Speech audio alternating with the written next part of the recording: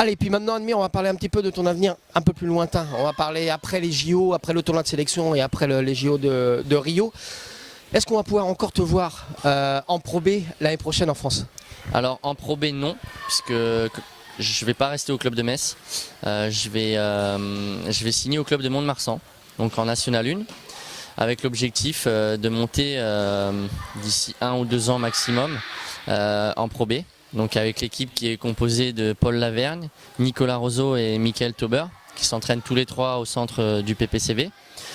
Donc voilà, je vais essayer de leur apporter mon aide et mon expérience pour réussir à monter. Et puis après, pourquoi pas, si on arrive à atteindre cet objectif, j'espère, être le coach de cette équipe et puis être aussi en même temps sur le centre de Villeneuve.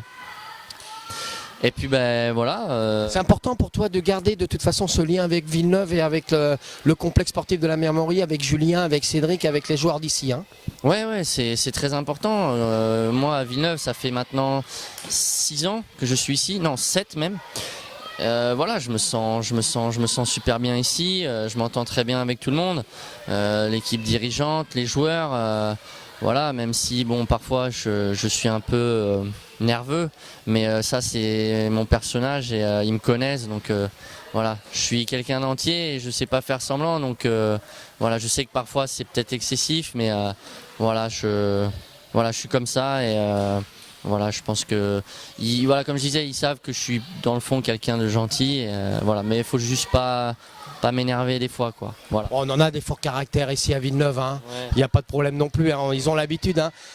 Tu n'as que 28 ans, tu as déjà envie de faire partager cette expérience-là aux plus jeunes, aux joueurs que tu vas prendre à Mont-de-Marsan. C'est vraiment dans le tennis de table, c'est une chose qu'on voit habituellement. Hein. Les joueurs qui ont déjà une certaine expérience, ils ont envie de transmettre. Bah ouais, parce qu'il faut préparer, c'est important de préparer l'après-carrière, même si moi je vais continuer à jouer pendant quelques années. Mais après, il y a aussi, à un moment donné, faut se poser les bonnes questions. Je veux dire, j'ai 28 ans, mon classement mondial, je suis 220 mondial. Par rapport aux sorties internationales, c'est un petit peu compliqué par rapport au financement avec la Bosnie. Et voilà, j'ai investi beaucoup de ma poche pour, bon, au final, être que 220 mondial. Bon, je regrette pas. J'ai fait peut-être ce qu'il fallait, mais au moins, j'aurais essayé. Voilà, ça ne veut pas dire que si j'arrive sur une compétition internationale un jour, je ne fasse pas un résultat ou une grosse perf, ce qui m'est déjà arrivé par exemple cet été à Bakou. Mais voilà, à un moment donné, j'ai aussi envie de construire une vie de famille. Et voilà, et faut peut-être calmer un peu les voyages pendant des mois et plusieurs jours à l'étranger. Donc voilà, j'ai envie de commencer à petit à transmettre et puis aider, comme je disais, Julien sur le centre, Cédric aussi, parce qu'ils sont deux quand même à bosser sur le groupe pro. Donc voilà, et puis si je peux les aider de la meilleure façon possible, moi je le ferai. On n'en a pas fini avec Admir Duranspike ici à Villeneuve, hein, j'ai l'impression. Hein. Non, t'as pas fini Patrice et les autres non plus, mais ouais, j'aimerais bien rester ici le plus longtemps possible. Voilà, après comme ma compagne aimerait bien aller en Amérique latine, on verra. Je lui ai dit pas tout de suite parce que c'est vrai que pour moi, ayant quitté, même si c'était très jeune, la Bosnie et arrivé en France, j'ai vu ce que mes parents ont vécu. Et je sais pas si, en tout cas pour l'instant, je suis pas forcément prêt à partir comme ça loin de mes amis ou de ma famille. Mais pourquoi pas? Voilà, si je peux être par exemple un jour, je sais pas, un coach en Argentine ou au Costa Rica, j'aimerais bien y aller, ouais, pourquoi pas, faire une petite expérience de plus. Bon, tu as déjà les injures et tout ça en espagnol, donc ça devrait aller déjà pour le début sur la chaise. Après, il va falloir monter un petit peu le niveau de l'espagnol pour, enfin, je te dis, par expérience. Hein. Ouais, mais j'ai quelques bases, parce que je l'ai étudié à l'école. C'est vrai que les gros mots, j'en connais un peu, mais j'apprends parce que comme ma compagne, elle est moitié espagnole, moitié française, pardon, donc j'ai un professeur particulier, donc je vais reprendre assez vite à bien parler l'espagnol. Et puis avec toi, comme on s'en met plein la gueule parfois, ça devrait aller, ouais, ça devrait aller, ça devrait aller. Bon, en parlant de s'en mettre un petit peu, juste pour finir avec toi, Ouais. on va changer juste un peu de sport. 2 minutes, 2 minutes. Ah, tu sais déjà de quoi je vais te parler. Bon, il y a des échéances qui arrivent assez vite là, assez importantes pour certains clubs, un peu moins pour d'autres parce qu'on va attendre de passer au stade au-dessus. Le PSG, on sait que tu es un grand fan du PSG. Ouais, j'aime bien le PSG. C'est une équipe que je suis depuis des années. Pas depuis, on va dire comme certains disent, les Qataris.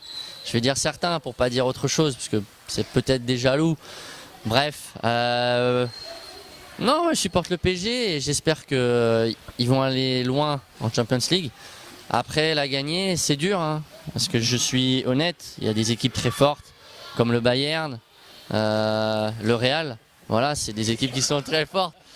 Ah oui, il y a Barcelone aussi, ouais, parce que toi tu es un supporter du Barça. Non, mais le Barça est très fort, je suis reconnaissant, je reconnais. Hein. Mais après, voilà, maintenant qu'on a vu le tirage, l'Athletic Bilbao, c'est une équipe qu'ils n'aiment pas. Madrid. Pardon, Atlético Madrid, pardon, j'ai confondu. Voilà, c'est pas grave. On n'aime pas, oui, on n'aime pas trop. Voilà, et pourquoi pas. Après, nous, sur Manchester City, c'est pas fait non plus, mais pourquoi pas. Un pronostic, seulement pour finir. Ligue des Champions, pronostic pas seulement sur Manchester City, mais est-ce qu'on pourrait voir une petite finale Paris Saint-Germain-Barça en Champions League? Ça serait l'idéal. Hein, comme ça, on pourra se faire une bonne soirée. Je t'apporterai des Kleenex. Voilà, je t'apporterai un paquet parce que ça te suffira. Mais ouais, non, ça serait l'idéal. Mais après, voilà, on verra bien. Bon, les 2 dernières minutes, vous avez vu le Admire Durance Paik à partir de 8h30 le matin quand il arrive au complexe sportif de la Mirmorie et qui commence à chambrer déjà sur le football et sur tout ça. Nous, on va te féliciter encore pour tes doubles titres. On est très content. Moi, tu sais que je suis un fan. Je suis un fan d'Admire. J'adore son caractère et moi, j'espère que tu iras loin en joueur, en entraîneur surtout, et qu'on aura l'occasion de te voir un peu partout avec tes jeunes, avec Mont-de-Marsan et pourquoi pas arriver en Pro B. Merci beaucoup pour ces quelques minutes et à très bientôt, Admire, et bon courage à toi. Merci à toi, Patrice, et merci à tous ceux qui me supportent malgré mon caractère parfois. Et voilà, merci à toi encore une fois et encore une fois au club de Villeneuve, au club d'Angoulême et à tous les gens que je connais. Je vais pas dire tous les noms, ils sont nombreux, mais voilà, c'est merci. Voilà, j'ai juste à dire merci et voilà, c'est tout. Et ici, on n'oublie pas que ici c'est Paris. J'allais dire Biscay et Barça. Merci beaucoup, Admire. Merci à toi, Patrice.